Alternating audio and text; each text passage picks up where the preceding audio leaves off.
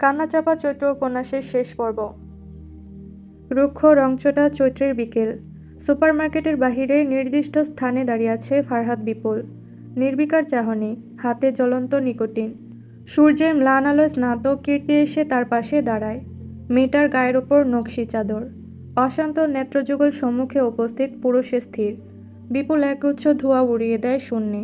কীর্তি ঠোঁটের কোণে হাসি নিয়ে বলে, আপনি কি আসবেন আমার সঙ্গে দেখা করতে? কোথায়? নিষ্প্রভ স্বর বিপুলের। কীর্তি একটু মর্মাহত হয়। এই লোকটা এতটা গা ছাড়া কেন? কয়েক সেকেন্ড সময় নিয়ে জবাব দেয়, কোথায় মানে? আমি চলে যাচ্ছি। আপনি আমার সঙ্গে দেখা করতে আসবেন না? আশ্চর্যান্বিত কণ্ঠ। বিপুল ঘাড় ঘুরিয়ে কীর্তির দিকে তাকায়। শিরশির করে ওঠে অষ্টাদশীর অবাধ্য হৃদয়। শিরদাঁড়া কাঁপিয়ে শীতল স্রোত নেমে যায় পায়ের পাতা পর্যন্ত। জ্বলন্ত সিগারেটের উষ্ণতা কি কারোর হৃদয় জ্বলাতে পারে? হয়তো পারে। পারে বলেই আজ কীর্তির এত পাগলামি। বিপুল নরম গলায় বলে, মেয়ে, আগেও বলেছি এতটা বেপরোয়াভাবে কাউকে ভালোবাসতে হয় না। জীবনের হিসেব কিন্তু এতটা সহজ নয়। কীর্তি দমে না। থুতনি নামিয়ে বিড়বিড় করে, জীবনের হিসেব বোঝার জন্য আপনি আছেনই তো। বিপুল শুনতে পায়, তারপর সন্দিহান কণ্ঠে বলে, যদি হারিয়ে যাই? আঁতকে ওঠে কীর্তি। মনে হলো মেয়েটার বুকের ভেতর একটা বিষাক্ত তীর গেঁথে গেছে। অসহায় পায়রার মতো এক মুহূর্ত তাকিয়ে থাকে বিপুলের দিকে। তারপর অদ্ভুত করে বলে, হারিয়ে যেখানেই যাবেন আমিও আপনার পিছু পিছু চলে যাব। জানেন, আমাকে কেউ কখনো ভালোবাসেনি। আমিও কাউকে ভালোবাসিনি। শুধু আপনাকে বেসেছি, অনেক বেশি ভালোবেসেছি। বিপুল নজর ঘুরিয়ে নেয়, জবাব দেয় না। সিগারেট শেষ হবার আগে আর একটা টান দিতে কীর্তির ডাক ভেসে আসে, শুনছেন? হুম। আমি কিন্তু আপনাকে অনেক বেশি ভালোবাসি। বিপুল এবারেও জবাব দিল না। মেয়েটার এই বেপরোয়া ভালোবাসার প্রতিদান না দিয়ে কি পালিয়ে যাওয়া সম্ভব? সহসা পৃথিবী কেঁপে ওঠে। ঈশান কোণে যেন প্রচণ্ড শব্দে মহাপ্রলয় শুরু হয়েছে। রাস্তাঘাট, যানবাহন, দালানকোঠা ভেঙে ভেঙে পড়ছে। কীর্তির শরীর শিরশির করে ওঠে। আতঙ্কে জড়িয়ে ধরে বিপুলকে। অথচ বিপুল মিলিয়ে যাচ্ছে অদৃশ্য তরঙ্গে। কীর্তির মস্তিষ্ক ফাঁকা হয়। খামচে ধরে বিপুলের শার্ট। মুখ ফুটে বেরিয়ে আসে আর্তনাদ, না, আপনি আমাকে ছেড়ে যাবেন না, প্লিজ বিপুল ভাই, আমাকে এভাবে কষ্ট দেবেন না, আমি কিন্তু মরে যাব। কীর্তির চোখের পাতা ঝাপসা হয়। বুকের ভেতর কাঁপছে। মেয়েটা করুণ চোখে চিৎকার করে ওঠে, বিপুল, আমাকে ছেড়ে যাবেন না। তড়িৎ গতিতে কামাল আর আশা ঘরের দরজা খুলে ভেতরে আসে। লাইট অন করতেই দেখে কীর্তি ঘুমের ঘোরে ছটফট করছে আর অনবরত বলছে, আমাকে ছেড়ে যাবেন না, আমাকে কেউ ভালোবাসে না, আপনার পায়ে পড়ে বিপুল। আশা দৌড়ে খাটের ওপর ওঠে। শীতের মধ্যেও কীর্তি ঘিমে একাকার। গলায় ভেসে উঠেছে নতুন কিছু নখের আঁচড়। ক্ষতগুলো এখনো তাজা। আশার বুক ভার হয়। কীর্তির ঘুম ভাঙানোর জন্য গায়ে হাত দিতেই চমকে ওঠে সে। জ্বরে মেয়েটার গা পড়ে যাচ্ছে। এক পলক থমকে থেকে ডাকতে লাগলো আশা, কীর্তি, এই কীর্তি, কিছু হয়নি, উঠ কীর্তি। কীর্তি ঘুমের ঘোরে আশাকে জড়িয়ে ধরে। ঘড়ির কাঁটা ভোর 4টার কাছাকাছি। ফজরের আজান দিতে এখনো দেরি। আশা মাথায় হাত বুলিয়ে দিলে কীর্তি তার কোলের উপর মাথা রেখেই শান্ত হয়। কামাল পাশেই দাঁড়িয়েছিল। আশার কপালে কয়েক গোছা চিন্তার ভাঁজ। উদ্বেগ মিশ্রিত গলায় বলল, ঘরে মনে হয় জ্বরের ঔষধ আছে, নিয়ে এসো না। কামাল হনহন করে বেরিয়ে যায়। 1 মিনিটের ব্যবধানে ঔষধ নিয়ে হাজির। আশা ঘুমন্ত কীর্তিকে ডেকে ওষুধটা খাইয়ে দেয়। মেয়েটার মাথা বালিশের উপর রেখে আবারও হাত বুলিয়ে দেয় মাথায়। কীর্তি ঘুমাচ্ছে। এটাই তো আরামের ঘুমানোর সময়। জীবনের এতগুলো বসন্ত পেরিয়ে গেছে, অথচ মনে পড়ে না কেউ তার মাথায় এভাবে হাত রেখেছে কিনা। কীর্তি ঘুমালে আশা আর কামাল নিজেদের ঘরে আসে। তুমি আমাকে এখনো ক্ষমা করোনি, তাই না? আশা থমকে যায়। সবেমাত্র কম্বলের নিচে ঢুকেছিল, সহসা কামালের স্বর ভেসে আসে। আশা এক নজর দেখে লোকটাকে। মাথায় 2-4টে চুলে পাক ধরেছে। ছোট ছোট দাড়িগোঁফ। অনুতপ্ত চোখ দুটো ভিজে উঠেছে। আশা জবাব দিল না। চাইলেও কিছু কিছু প্রশ্নের জবাব দেওয়া যায় না। চুপচাপ অন্যদিকে মুখ করে শুয়ে পড়ল। কামাল রাতে লাইট অফ করতে দেয় না। আশার প্রথম মিসক্যারেজের পর থেকেই সে মাঝে মধ্যে দুঃস্বপ্ন দেখে ভয় পায়। এই জন্যই কামাল সবসময় লাইট জ্বালিয়ে রাখে। ছেলেটা খাটের উপর বসে বলতে লাগলো, আমি তো এমনই ছিলাম, অনেক অনেক রাগ ছাড়া কিছুই ছিল না। তোমাকে আগেও 2বার দেখেছিলাম, কিন্তু ওই দিন এমনভাবে তাকিয়েছিলে, আমার ক্ষমতা ছিল না তা উপেক্ষা করার। আমাদের প্রথম দেখায় যদি তোমার ওই চোখ দুটো আমাকে এভাবে নাড়িয়ে তুলতো, তাহলে হয়তো পুরো গল্পটাই অন্যরকম হতো। কি অসহায় একটা লোক আমি, তাই না? কামাল থামে। আজ বুকের ভেতরটা একটু বেশি ভারী ভারী লাগছে। কাউকে জড়িয়ে ধরে চিৎকার করে কাঁদতে পারলে হয়তো শান্তি পাওয়া যেত। আশা এবারেও জবাব দিল না। কামাল স্ত্রীর পিঠের দিকে মুখ করে শুয়ে পড়ে। এক পাশ হয়ে শোয়ায় আশার ঘাড়ের এক অংশ উন্মুক্ত। কামাল চোখ বন্ধ করে।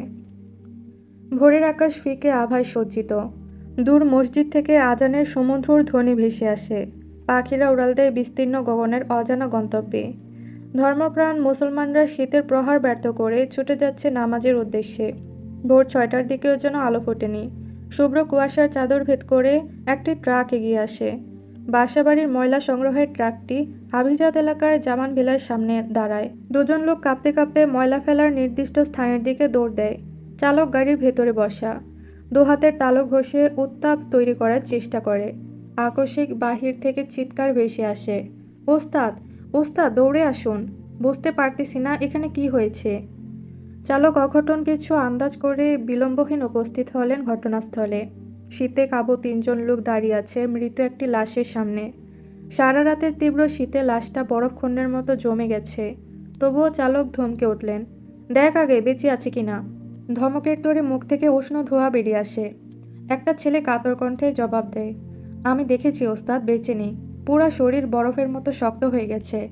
চালক লাশটা ভালোভাবে পর্যবেক্ষণ করলেন। রাজধানীর আনাচে কানাচে এমন পাগল অহরহ দেখা যায়।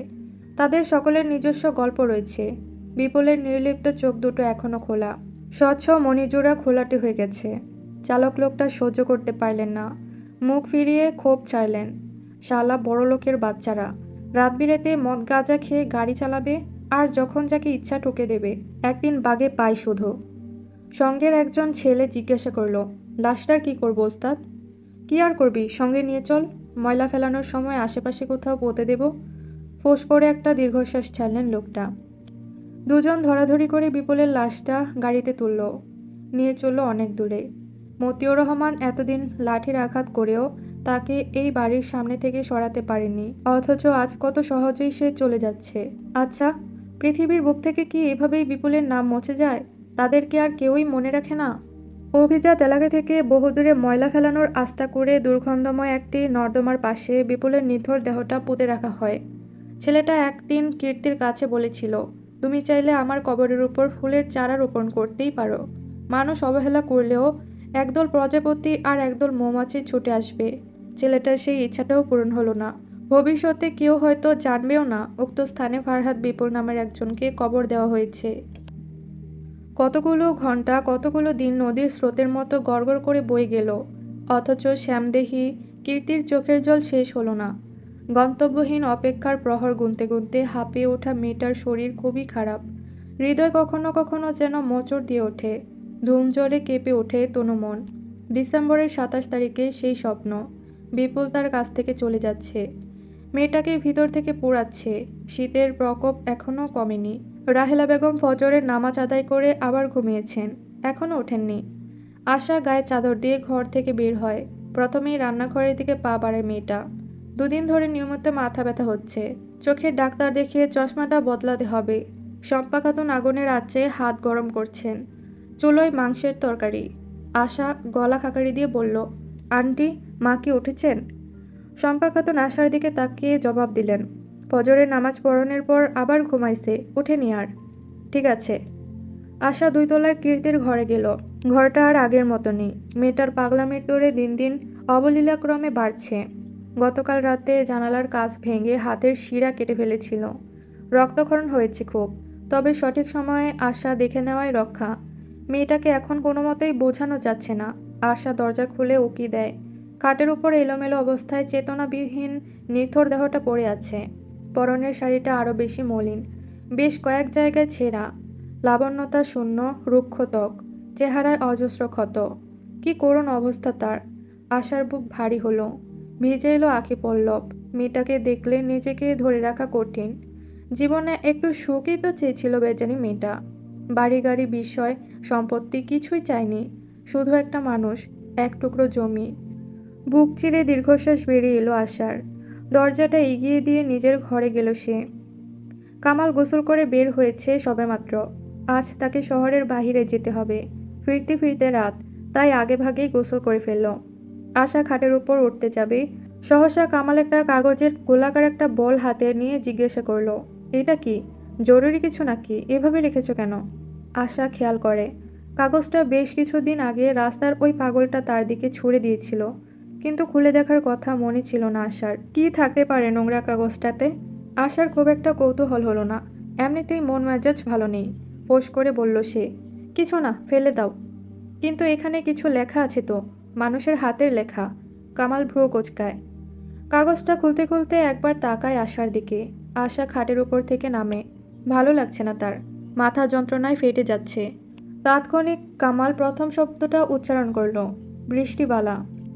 আশার শ্রবণেন্দ্রিয় ঝনঝন করে বেজে ওঠে। আকস্মিক চোখ তুলে তাকায় সে। শব্দটা যেন তীরের বেগে তার হৃদয়ে গেঁথে গেল। কামাল কাগজের লেখাটি পড়ছে। আশা তড়িৎ গতিতে কাগজটা কেড়ে নেয়, পড়তে শুরু করে। মুহূর্তে কলিজা ছ্যাদ করে ওঠে তার, হাত পা ঠান্ডা হয়ে আসে। চোখের সামনে ভেসে ওঠে বিপুল ভাইয়ের সেই চেহারা। কিন্তু পাগলটা? আশা হিতাহিত জ্ঞানশূন্য হয়ে গেল। কামাল সরু চোখে পরক করে তাকে ডাক দেয়, আশা, তুমি ঠিক আছো? এটা কার চিঠি? আশা জবাব দিতে পারে না, বিস্ফোরিত নয়নে তাকায়। সবকিছু কেমন জানি অবিশ্বাস্য লাগছে। এই ভুল কিভাবে করলো সে? কীর্তিকে কি জবাব দিবে আশা? চোখ ঝাপসা হয়ে আসে আশার। নিজেই নিজের হাত কামড়ে ধরে, হাঁটু ভেঙে বসে পড়ে। হেলান দেয় খাটের সঙ্গে। কামাল বিস্মিত স্বরে ডাকতে থাকে, কি হয়েছে আশা, ঠিক আছো? তাকাও আমার দিকে, কার চিঠি এটা? কামাল স্ত্রীর মুখ নিজের দিকে করে। আশা নিজের চুল টেনে ধরেছে। কামালের মুখাবয়বে আতঙ্ক ছড়িয়ে পড়ে। সে মেয়েটাকে এতটা ভেঙে পড়তে কখনোই দেখেনি। ভাঙা ভাঙা অক্ষরে বলে আশা, কামাল, ওই ওই গেটের বাহিরে ওই পাগল লোকটাই বিপুল ভাই ছিল। আমি কীর্তিকে কি বলবো কামাল? এমনটা কেন হলো? মেয়েটার গলা কাঁপছে। কি ভীষণ আশঙ্কা তার কণ্ঠে। কামাল বিমূঢ় হয়ে চেঁচিয়ে ওঠে, কি? পর মুহূর্তেই আবার বলে, ওই লোকটা তো মরে গেছে। কামাল উঠে দাঁড়ায়। তার নিজেরও মাথা কাজ করছে না। আশা ডুকরে কাঁদছে। কামাল দিকবিদিক জ্ঞান শূন্য হয়ে পড়ল। এই মুহূর্তে কি তার বাহিরে যাওয়া উচিত হবে? কাকে যেন ফোন করে বলল সে, রাকিব শোনো, আজকে আমি আসতে পারবো না, ওদিকটা তুমি সামলে নাও। আশা উঠে দাঁড়ায়, দরজার দিকে এগিয়ে যায়। পিছন থেকে কামাল শোধায়, কোথায় যাচ্ছ? কীর্তির কাছে। যান্ত্রিক মানবের মতো জবাব। ওকে বলে দিবে? আশা ঘুরে দাঁড়ায়। তো কি করব? আশ্চর্যান্বিত আঁখি তার। কামাল বিব্রত বোধ করে, তবুও সময় নিয়ে বলে, একটা কথা বলা হয়নি তোমাকে। আশা আশ্চর্য হয় না, বরং অধৈর্য হয়ে জিজ্ঞাসা করে, কি কথা? ওই পাগলটাই যে বিপুল ভাই, সেটা তুমি আগে থেকেই জানতে, তাই তো? আশার চোখে চাপা ঘৃণা। শরীর রিরি করে উঠল তার। কামাল সহ্য করতে পারে না। মাথা নিচু করে ফেলে মুহূর্তে। ম্লান স্বরে বলে, না, ওই পাগলটাই যে বিপুল ভাই সেটা জানতাম না, কিন্তু।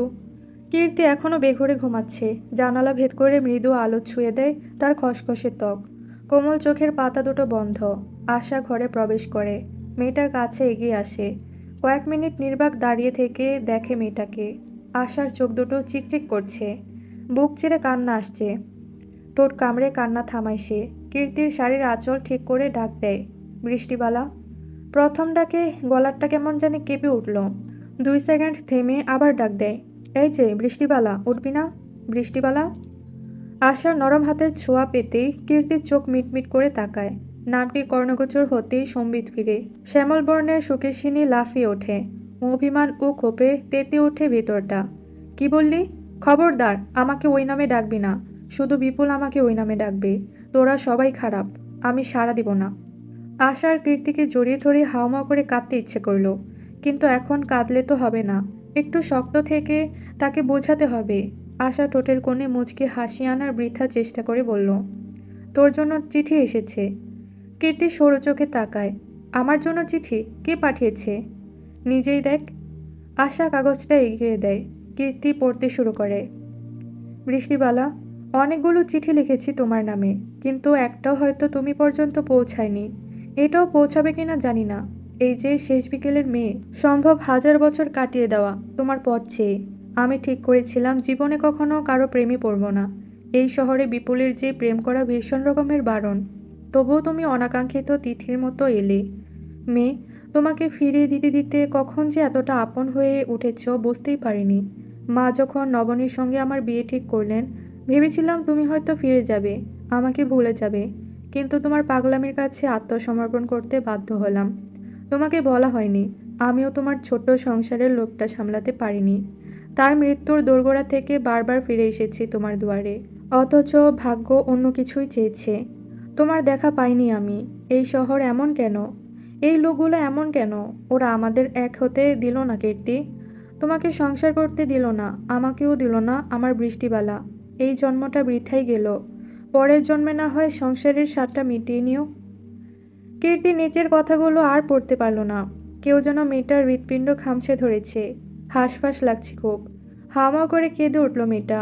আশা জড়িয়ে ধরে কীর্তিকে। কীর্তি অবোধ শিশুদের মতো কাঁদতে থাকে। আমার বিপুল কোথায় আশা? আমি তোর পায়ে পড়ি, আমাকে নিয়ে চল। দয়া কর একটু আমাকে। আমি আর পারছি না। এই আশা, শোন না রে, ওই লোকটাকে একটা পর দেখতে চাই। আশা নিশ্চুপ কীর্তির মাথায় হাত বুলিয়ে দেয়। কীর্তি অশ্রু দিয়ে আশার বুক ভিজিয়ে দেয়। তীব্র ব্যথায় রোধ হয়ে আসে কণ্ঠ। তবু বলে, আমি তোকে আর কখনোই অভিশাপ দিব না। তোর ঘর আলো করে সন্তান আসবে রে আশা। আমাকে শুধু বিপুলের কাছে নিয়ে চল। আমার বুকের ভেতরটা হাহাকার করছে তাকে দেখার জন্য। একটাবার শুধু আমাকে বৃষ্টিবালা বলে ডাকুক সে। আশা কিছুই বলতে পারল না। মেয়েটা কাঁদতে কাঁদতে নিস্তেজ হয়ে যাচ্ছে। আশা মৃদু সুরে ডাক দেয়, কীর্তি, দেখ আমার দিকে। কীর্তির মুখ নিজের দিকে করে আশা আশ্বস্ত করে তাকে। চিঠি যখন পেয়েছি, বিপুল ভাইকেও তাড়াতাড়ি পেয়ে যাব। সে হয়তো আশেপাশেই কোথাও আছে। তুই একটু নিজের যত্ন নে। এইরকম পাগলি হয়ে বিপুল ভাইয়ের সামনে যাবি নাকি? কীর্তির কার্নিশ বেয়ে আরও দুফোঁটা অশ্রু গড়ায়। সরল আবদারের সুরে সে বলে, আমাকে শুধু বিপুলকে দে, আর কিচ্ছু লাগবে না। আমি এক পলকে ভালো মেয়ে, একেবারে গুড গার্ল হয়ে যাব। আশা আবারও জড়িয়ে ধরল কীর্তিকে। কিন্তু বলতে পারল না, তার শখের মানুষটা আর এই পৃথিবীতে নেই। কিভাবে বলবে সে? ছেলেটা দিনের পর দিন জামান ভিলার বাহিরে দাঁড়িয়েছিল, অনাহারে থেকেছে, দারোয়ানের আঘাত সহ্য করেছে, অথচ কেউই তাকে চিনতে পারেনি। কিভাবে বলবে সে? বিপুল ভাইয়ের এই করুণ অবস্থা কীর্তির শ্বশুরবাড়ির লোকজন মিলে করেছে। বিপুল ওখানেই গেছিল একটাবার কীর্তিকে দেখার জন্য। আমান লোক লাগিয়ে ছেলেটাকে আত্মরা করে রাস্তার পাশে ফেলে যায়। কীর্তি আশার বুকে মুখ গুজে কাঁদছে। আশা আরেকটু শক্ত করে জড়িয়ে ধরল তাকে। মাথায় পরম মমতায় হাত বুলিয়ে দেয়। 2 দিন পর। কীর্তির অবস্থা খুব একটা ভালো নয়। গতকাল রাতে বেসিনের উপর গলগল করে রক্ত বমি করেছে। তবুও যেন হোশ নেই। দীর্ঘমেয়াদী দুঃখ নিয়ে বেঁচে থাকা কঠিন। ফারহাদ বিপুলের এই কথাটির যোগ্য উদাহরণ যেন কীর্তি নিজেই। আজ আকাশটা বড্ড অন্যরকম। আচ্ছা, এটা কি চৈত্র মাস? হবে হয়তো। জামান ভিলা সম্পূর্ণ ফাঁকা। আনিসুজ্জামানের জন্য দোয়া চেয়ে কাছে একটা মাদ্রাসায় কিছু অনুষ্ঠান আয়োজন করা হয়েছে। বাড়ির সবাই মনে হয় সেখানেই। কীর্তিকে শতবার বলা সত্ত্বেও সে যায়নি। মেয়েটা ছাদের উপর দাঁড়িয়ে আছে অনেকক্ষণ হলো। আকাশ অদ্ভুত রকমের মেঘলা। মনে হয় ভরা বর্ষাকাল। অথচ সেই মন খারাপের বিকেলগুলো আসতে এখনো অনেক দেরি। আনমনা কীর্তির ধ্যানভঙ্গ হয় এক ফোঁটা বৃষ্টির জলে। মেয়েটা বিস্ময় চোখে আকাশের দিকে তাকায়। ঘন কাদম্বিনীর বুক চিরে এক চিলতে আলো এসে মেয়েটাকে ছুঁয়ে গেল। প্রকৃতির অদ্ভুত পরিবর্তন ঠাহরে আনতে পারে না কীর্তি। বিস্ময়বিমর নয়নে নিচে নামে। আঙিনায় দাঁড়িয়ে পর্যবেক্ষণ করে চারপাশ। ঝিরঝিরে বৃষ্টির সঙ্গে মসৃণ রোদের সোনালি কিরণ। সহসা মেয়েটার পঞ্চ ইন্দ্রিয় সজাগ হয়। অদৃশ্য এক তরঙ্গ ছুটে যায় মস্তিষ্কের আনাচে কানাচে। শিহরণ খেলে ভগ্নদেহের ভাঁজে ভাঁজে। চোখের সামনে ভেসে ওঠে সেই দিনটি। সুপারমার্কেটের বাহিরে দাঁড়িয়ে আছে অষ্টাদশী কীর্তি। পিচঢালা রাস্তায় চলছে উন্মাদ বৃষ্টিরানীর প্রাণখোলা নৃত্য। সহসা পেছন থেকে পুরুষালী কণ্ঠে ডাক ভেসে আসে, এই যে বৃষ্টিবালা। কীর্তির সমস্ত শরীর শিরশির করে ওঠে। মেয়েটা ঘুরে পেছনে তাকায়। বিপুল কোথায়? নেই তো। অন্য দিক থেকে আবারও ডাক ভেসে আসে। মেয়েটা ঘুরে সেদিকে তাকায়। সেখানেও বিপুল নেই। কীর্তি থামে। ঝিরঝিরে বৃষ্টির ফোঁটাগুলো ছুঁয়ে যাচ্ছে তার শ্যামল দেহ। চোখ বন্ধ করে আকাশের দিকে তাকায়। অনুভব করে বর্ষণের প্রতিটি বিন্দু। মেন গেট খুলে মেয়েটা বাহিরে আসে। সরু পথ ধরে এগিয়ে আসে মেন রোডের কাছে। ব্যস্ত সড়কের উপর দিয়ে ছুটে যাচ্ছে দূরপাল্লার গাড়িগুলো। আকস্মিক একটা কর্কশ শব্দে কেঁপে ওঠে কীর্তি। দৃষ্টি প্রসারিত করতেই দেখতে পায় কিছুটা দূরে রাস্তার ওই পাশে একটা সিএনজি উল্টে গেছে। গুটি কয়েক পথচারী দৌড় দেয় সেই দিকে। কীর্তি হেসে উঠল। আনন্দের হাসি তার ঠোঁটের কোণে। সে হে হে করে হাসছে। আত্মহারা হয়ে ছুটতে লাগলো উন্মাদের মতো। বিড়বিড় করল দু একটা শব্দ।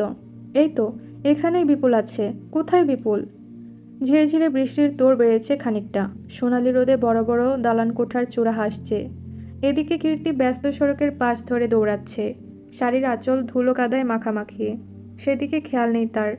তার কানে বিপুলের লেখা চিঠির শেষ কয়েকটা লাইন অনবরত বাজছে। একদিন এই শহরের অসময় বৃষ্টি হবে। ঝিরঝিরে বৃষ্টির দিনে আসবে সোনালি রোদের বহর। রাস্তার পাশে একটি সিএনজি উল্টে যাবে সেই দিনের মতো। ট্রান্সফরমার বিস্ফোরণে কানে তালা লেগে যাবে ক্লান্ত পথচারীদের। রংধনুর 7 রঙে সাজবে আকাশ। অতঃপর তোমার আমার পুনরায় সাক্ষাৎ হবে। কীর্তি আবারও ভারসাম্যহীন মানবীর মতো হে হে করে হেসে উঠল। আজ যেন তার আনন্দের শেষ নেই। সে ছুটছে, মনের সুখে ছুটছে সে। সহসা পাশে দাঁড়ানো ইলেকট্রিক পোলের ট্রান্সফরমারটা ব্লাস্ট হয়। থমকে যায় কীর্তি। হাসিতে ফেটে পড়ে ফের। উন্মাদের মতো এদিক ওদিক তাকাতে থাকে। কোথায় বিপুল? সেই অবিন্যস্ত চুলের বাহার, সিগারেটের আঁচে ঝলসানো ঠোঁট দুটো কোথায়? নির্বিকার চাহনির মাঝে নিজেকে হারিয়ে ফেলতে চায় কীর্তি। মেয়েটা উদ্ভ্রান্তের মতো ছোটাছুটি শুরু করে।